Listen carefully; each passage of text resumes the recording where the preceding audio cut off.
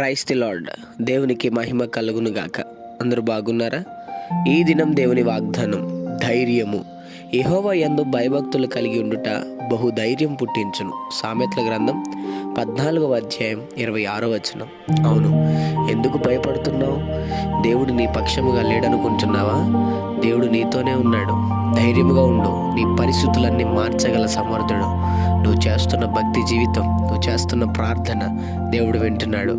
ఈరోజు నువ్వు చూస్తుండగా ఒక అద్భుతం దేవుడు జరిగిస్తున్నాడు. బాధపడద్దు. అవిశ్వాసులు, పెరిగివారు, సోమరులు భయపడతారు. నువ్వు కాదు, దేవుడు నీ అందున్నాడు. ధైర్యముగా ఉండు. దేవుడు నీ జీవితంలో అద్భుత కార్యము మొదలుపెట్టాడు. ప్రార్థన. ప్రేమ కనికరము గల మా తండ్రి, నీకు వందనాలు.